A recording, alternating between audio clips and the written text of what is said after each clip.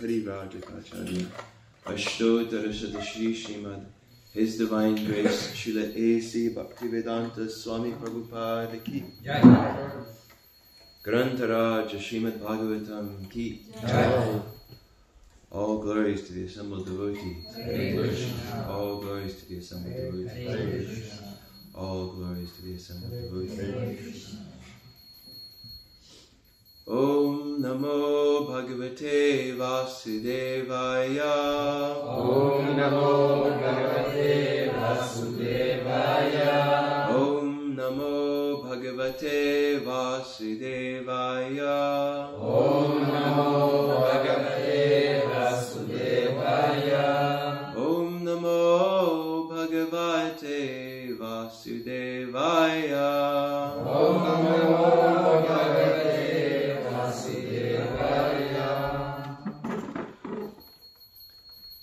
Today we'll be reading from Srimad Bhagavatam,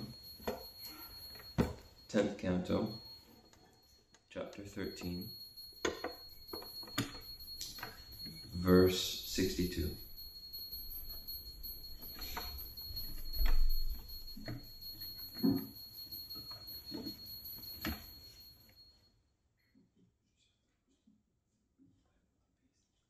So I guess if anybody wants to follow on their phones, then you can recite the verse along. Sorry, we couldn't get it done. Can you repeat one more time? 10? 10? So yes, 10, 13, 62.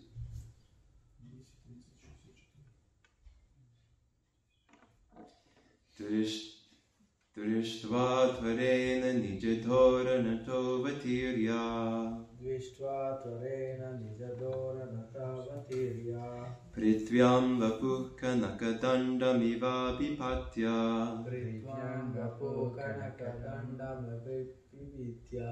Sprishtva chaturmukutakoti pirangriyugmam.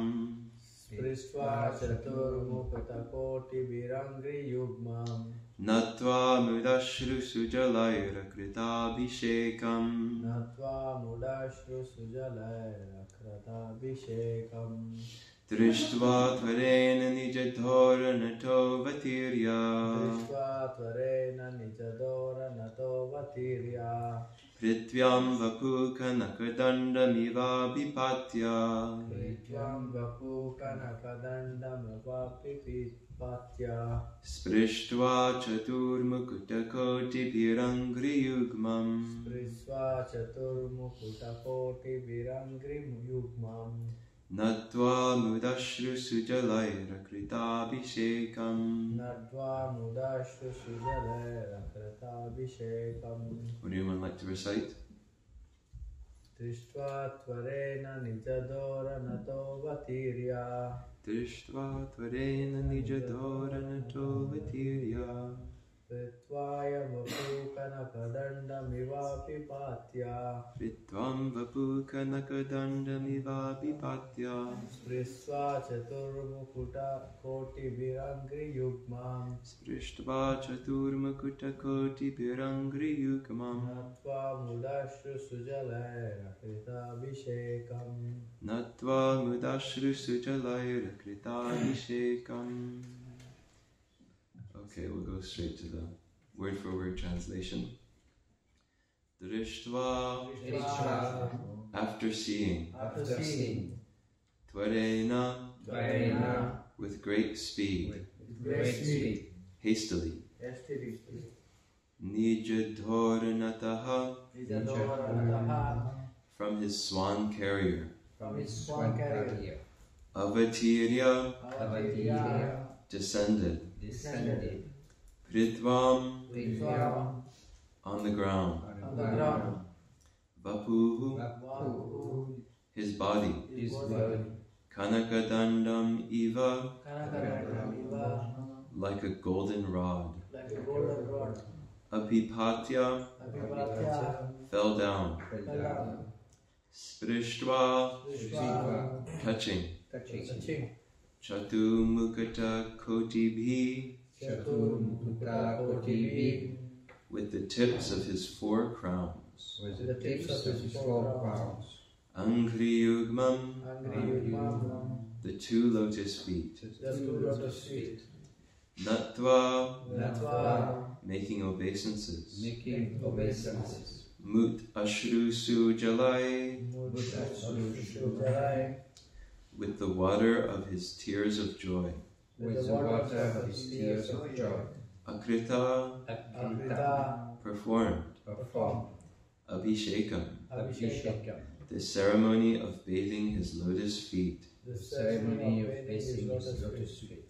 Translation and purport is Divine Grace, Srila A.C. Bhaktivedanta Swami Prabhupada Ki. After seeing this, Lord Brahma hastily got down from his swan carrier, fell down like a golden rod, and touched the lotus feet of Lord Krishna with the tips of the 4 crowns on his heads. Offering his obeisances, he bathed the feet of Krishna with the water of his tears of joy. Purport. Lord Brahma bowed down like a stick, and because Lord Brahma's complexion is golden, he appeared to be like a golden stick lying down before Lord Krishna. When one falls down before a superior, just like a stick, one's offering of obeisances is called dandavat. Danda means stick, and vat means like. It is not that one should simply say dandavat. Rather, one must fall down. Thus, Brahma fell down, touching his foreheads to the lotus feet of Krishna, and his crying in ecstasy is to be regarded as an abhishek, a bathing ceremony of Krishna's lotus feet. He who appeared before Brahma as a human child was in fact the absolute truth, Parabrahman. Brahmeti Paramatmeti Bhagavan iti Shabdyate. The Supreme Lord is Narakriti. That is, he resembles a human being.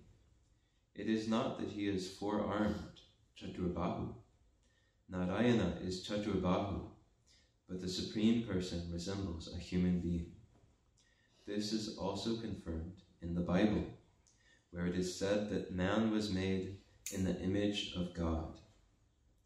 Lord Brahma saw that Krishna, in his form as a cowherd boy, was Parabrahman, the root cause of everything, but was now appearing as a human child, loitering in Vrindavan with a morsel of food in his hand. Astonished, Lord Brahma hastily got down from his swan carrier and let his body fall to the earth.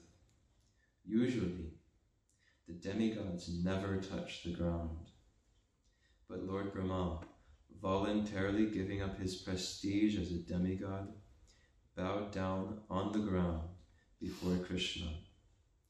Although Brahma has one head in each direction, he voluntarily brought all his heads to the ground and touched Krishna's feet with the tips of his four helmets.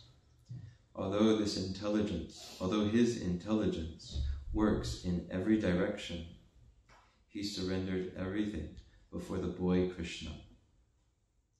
It is mentioned that Brahma washed the feet of Krishna with his tears, and here the word sujalai indicates that his tears were purified.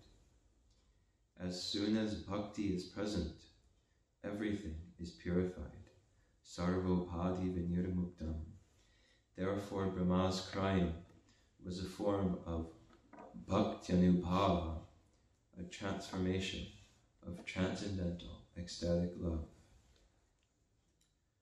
Om Ajnana-timirandhasya Jnananjana Shalakaya Chakshurun Militam Yena Tasmai Shri Gurave Namaha.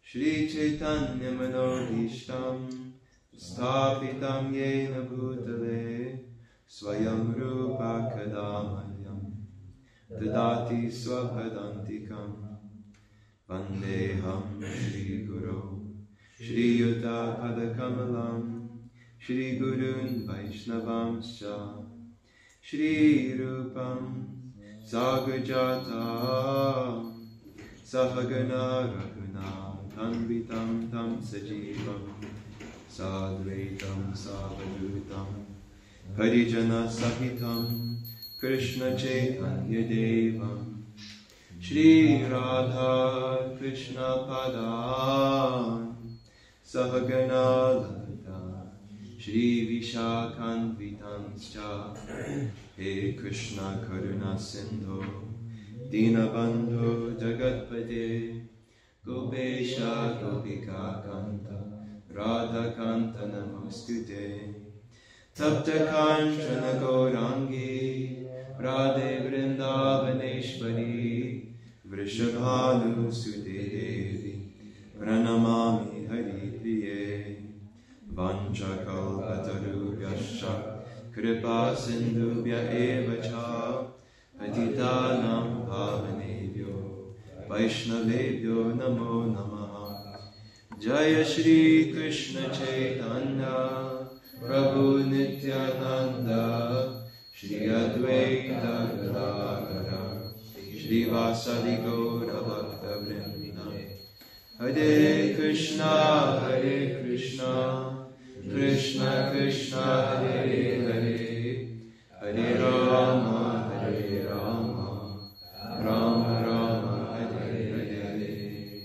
Shri Shri Gaura Nitai Shri Shri Krishna Balaram Shri Shri Radha Govinda Madhava Ki Jai.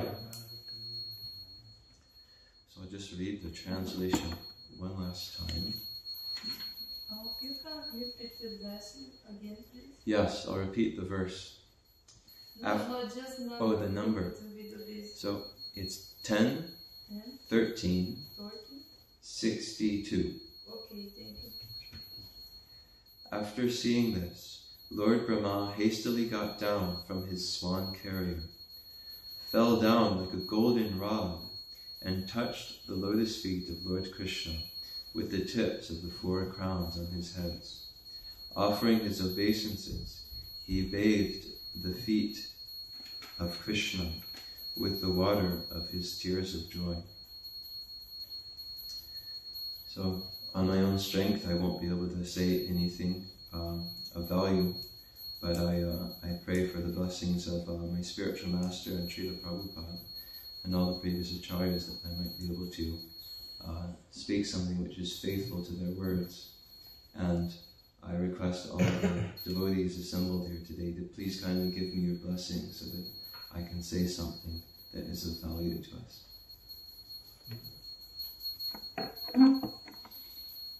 So we're hearing about Lord Brahma's response to seeing Krishna in Vrindavan after this whole incident of the Brahma Vimohana Lila has happened, and Krishna revealed to Lord Brahma that actually he had expanded to take the place of all the cowherd boys and calves that Lord Brahma had stolen. And Lord Krishna manifested many, many four-handed Vishnu forms,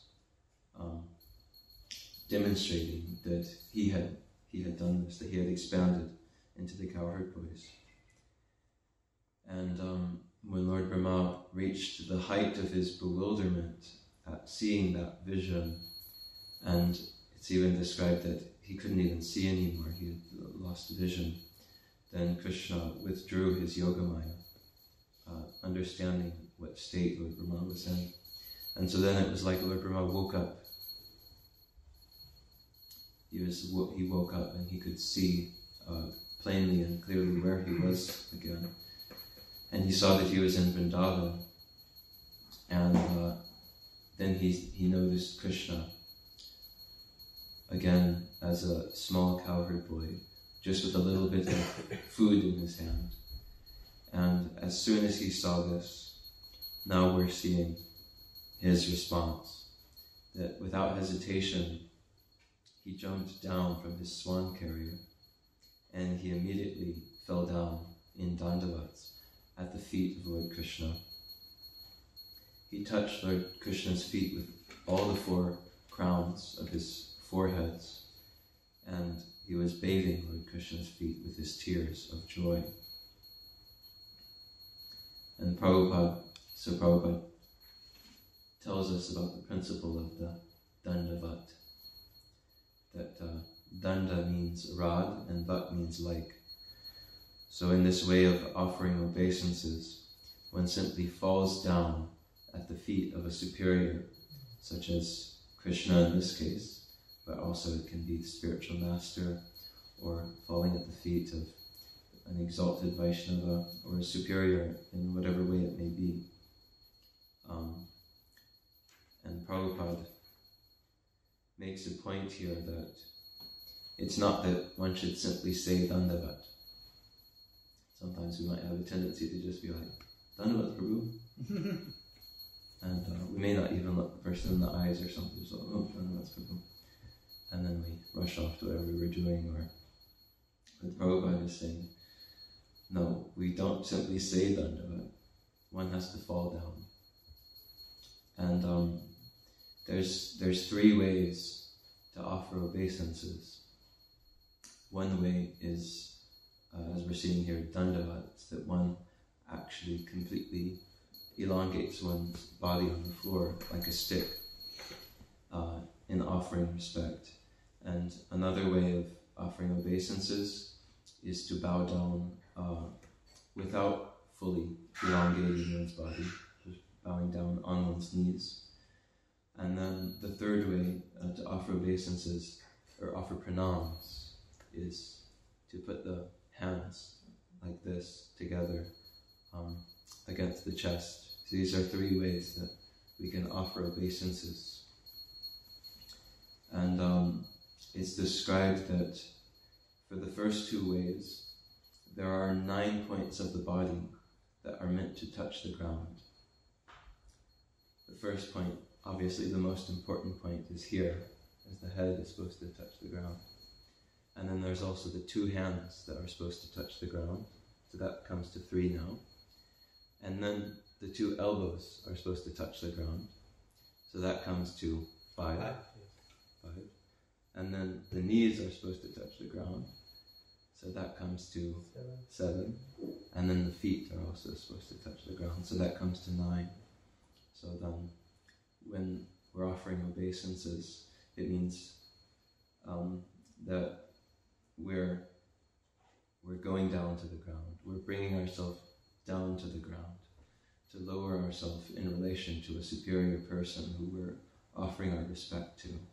And so that obeisance is complete when all these 9 parts of the body are touching the ground.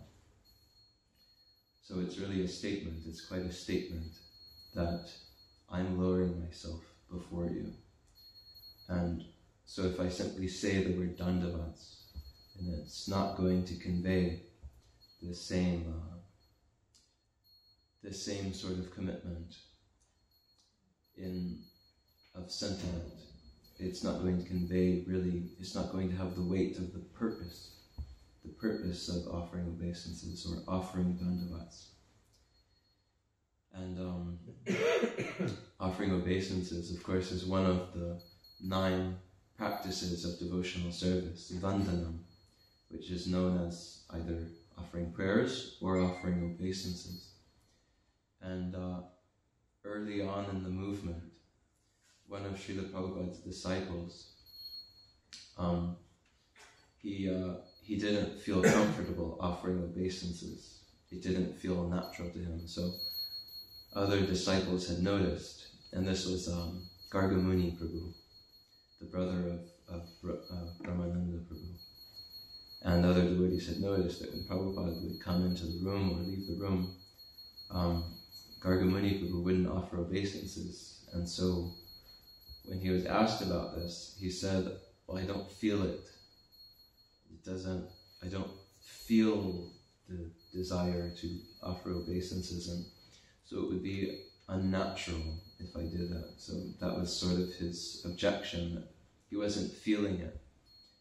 So then one day during one of Prabhupada's classes, when he had opened it up to questions and answers, one of the devotees asked about this. I think he specifically said, like, Gargamuni is not offering obeisances, like, kind of called him out. And so he asked, should one always offer obeisances to the spiritual master? Or should one, if one isn't feeling it, should one not do it because it would be artificial? And Prabhupada said, first you offer obeisances, and then when you offer obeisances, then you will feel it. So Prabhupada is indicating that there is actually a very powerful effect that comes from offering obeisances, that it actually has the power to make one humble, make one feel a sentiment actually of humility, that actually, yes, I should be putting myself below the deities, or I should be putting myself below my spiritual master. So even if it doesn't come naturally, one can test it out. One can try offering obeisances to the spiritual master or to Srila Prabhupada, and one can see how that actually causes humility and acknowledgement of the person's superiority to arise in the heart. The next point that Prabhupada makes in the purport is how the Supreme Lord is Narakriti, which means that he resembles a human being. And although Lord Narayana is the Supreme Personality of Godhead, and he has 4 hands, Prabhupada is saying here that the original Supreme Person, who is Krishna, resembles just like a human being. Prabhupada even references the Bible, where it's stated that man is made in the image of God. And this is a very actually for understanding the personal nature of God. Because there are religious traditions in the world, very prominent religious traditions, which accept God as being the supreme, and that we should all bow down to God, and we should all accept our inferiority before God, and we should serve Him and surrender to Him. And yet there's not a clear idea of whether God is actually a person or not. They may say, we worship a personal God, but then they may also say that He doesn't have hands or legs or any of these human-like features, because that would limit Him, and God is unlimited. But here Prabhupada's being very clear that man is made in the image of God, so God actually has a human-like appearance. And I came across a book one time called God is Vegetarian, and it was actually a Christian book. It was written by Christians who wanted to make the point that actually God's people should follow a vegetarian diet, and that Jesus Christ also followed a vegetarian diet and everything. So I opened it up and I read the introduction, and the first thing that the author says is that although the title of this book says God is a vegetarian, of course we know that God doesn't actually eat. He doesn't actually have a mouth or anything like that. It's just an idea to grab the attention of the reader. So, but actually, if we have all these facilities like hands and legs, and we have the ability to taste very delicious foodstuffs by putting them in our mouths, and if God is bereft of these abilities, then He would actually be less than His own creation. That ordinary human beings walking around the material world would have more facility for enjoyment and more abilities than even God Himself does. So it's actually a limitation on God to say that He doesn't have a form, or He cannot have a human form.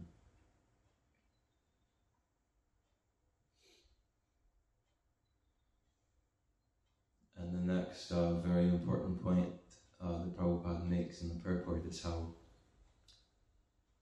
just how significant this act was of Lord Brahma, of coming down to the ground and offering obeisances, because Lord Brahma is, not only is he a demigod, but he's the first demigod in the whole universe. He's the original being among all the demigods in the universe. And Prabhupada describes that the demigods, they ordinarily never touch the ground, whether it's because they're in their swan carrier, or even if they're visiting planet Earth or something. They never actually come and touch the ground. They have a higher status than that. But Prabhupada is describing that Lord Brahma, he voluntarily gave up his prestige as a demigod.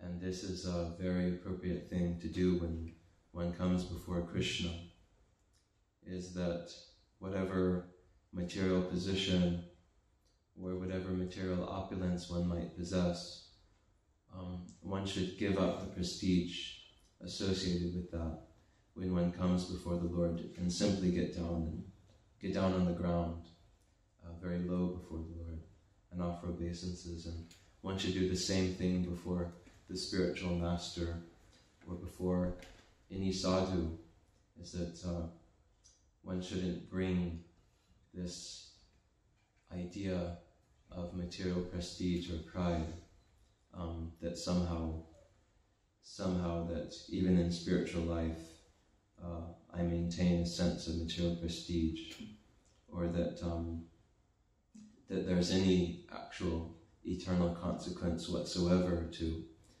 the prestige I may have according to a temporary position in the material world. Even Lord Brahma's position is temporary, even though it's the longest temporary position over the lifetime of the universe. But even that's temporary. And Lord Brahma is acknowledging, actually, this prestige is just material, it's just an upadhi. It's just a temporary designation. And my real identity, my eternal identity, is as an eternal servant of Krishna. So he's giving that up, and he's getting on the ground.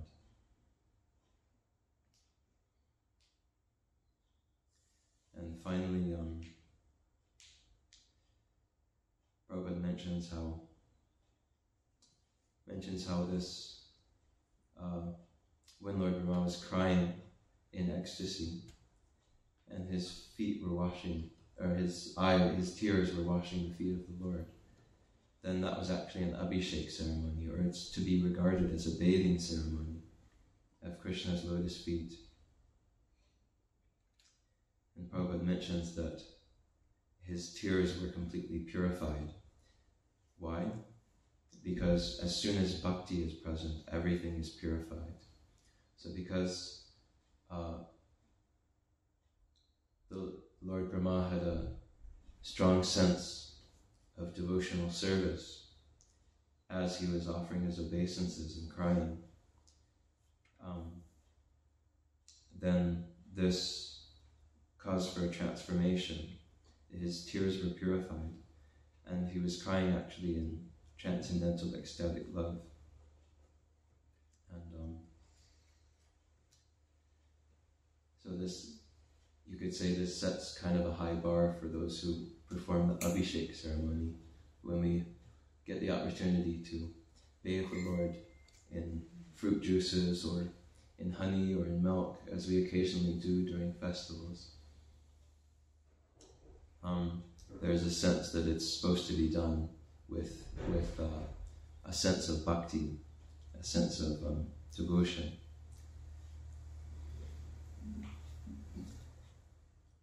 So this is all I was thinking to mention in relation to this verse and purport. And if anybody has any reflections or comments or questions, then please go ahead and you can go ahead and say it or ask. You said that 9 points. Thank you for the nice class. 9 points. Is it written somewhere? I'll have to research that and see if I can find a specific reference. My direct reference is a class that By HG Prabhu gave on offering obeisances.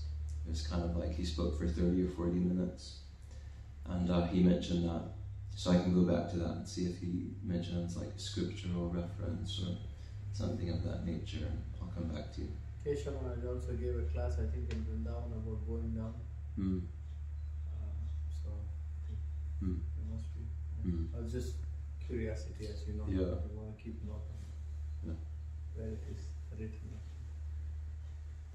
Thank you.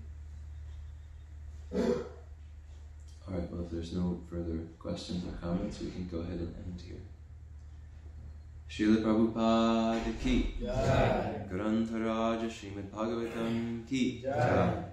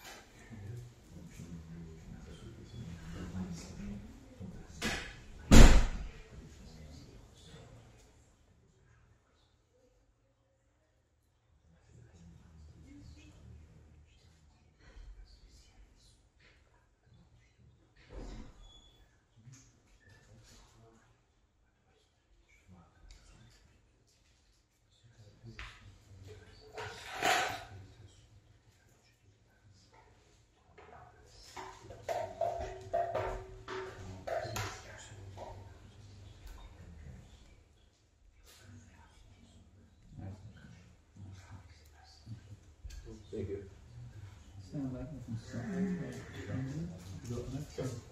From the US.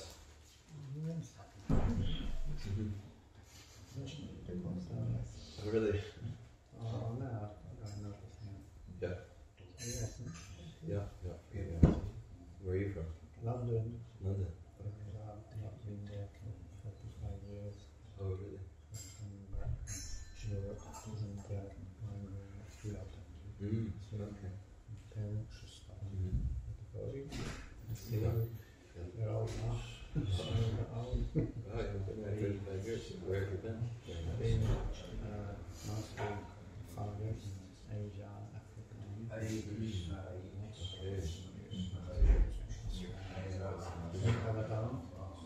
New Caledonia.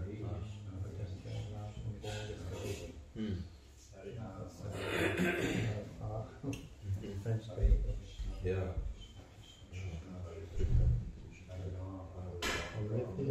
Yeah, yeah. Yes, I've been living here for about 3 years. Almost 4 years. Yeah. The first time I know about this since the 80s. Yeah. All the temples around Europe. I've never been at that time. Cool. Welcome.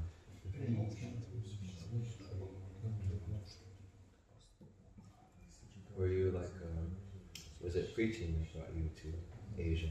Is it? Okay, first I went to the island Mauritius in Africa. I lived there for 10 years.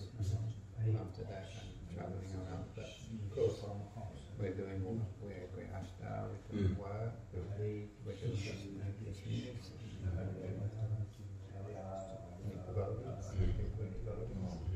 of course. And we have programs to read if we can, any opportunity. Yeah. Some books, some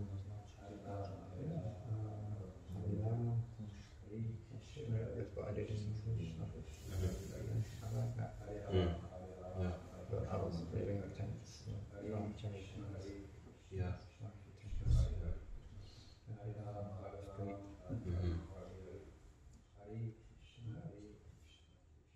Yeah, they seem to have very strong Harinam in London.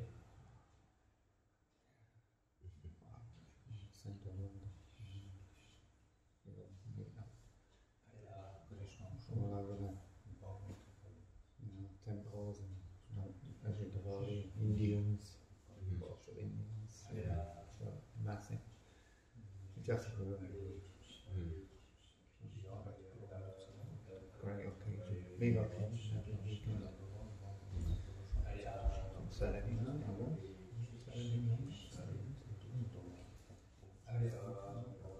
I'll have to go to the Russian African.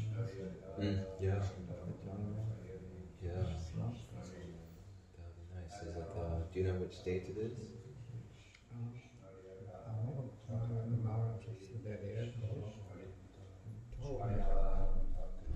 Busy. Trying to catch up myself. He said something else.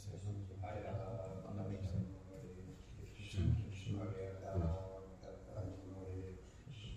A bit later than that.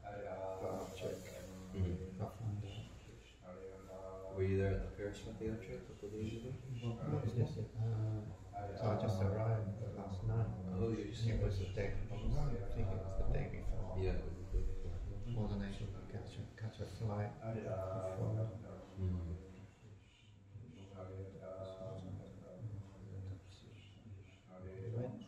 Yeah, it's great. Actually, a few devotees from London always come also.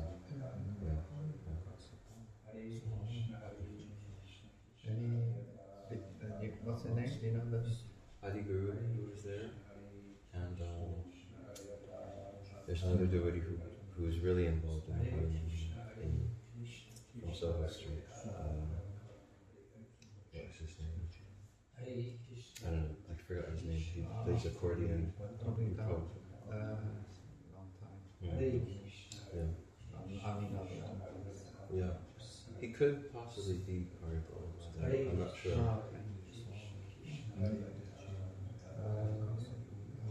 Steve them doing Harinam group.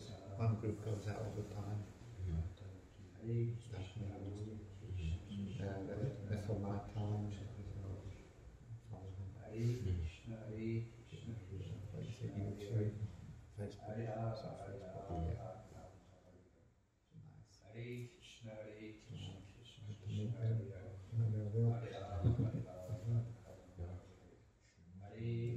Facebook, What's your name, Prabhu? Garanga Chandra Das. And Shantatma Das. Shantatma Das.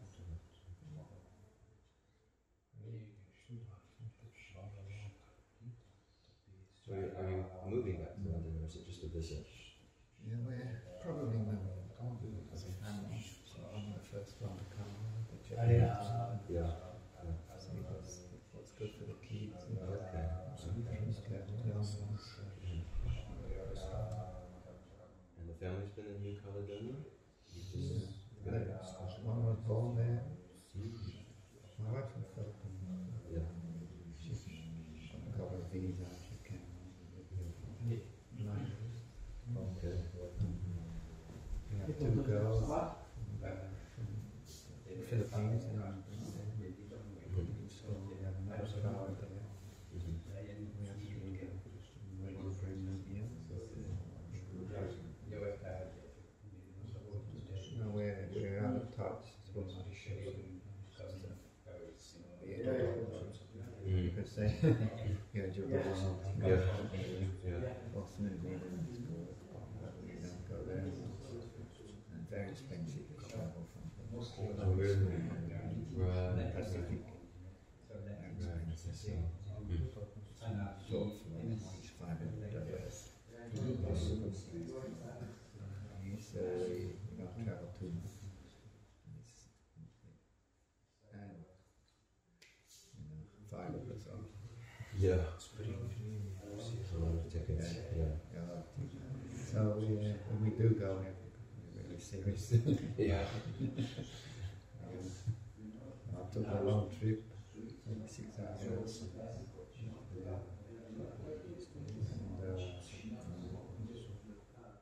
And picked me up as well.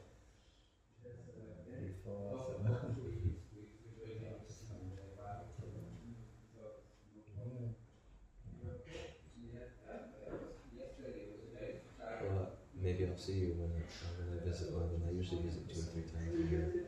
It's my wife. She's half British, half French. So her father lives in London, South London. So we usually go and visit him at least once a year. We'll usually go for another event in the year as well. At least for 2 months on my ticket last. I'm going to see as much as I can. Make as much as I can. You know. Probably won't remember everyone's name. But try and get pictures. And then pictures and things.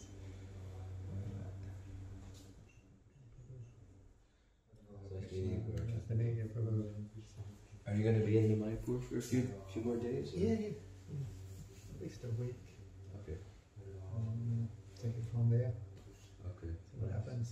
You came during a nice time. Shruti Kirti Prabhu is visiting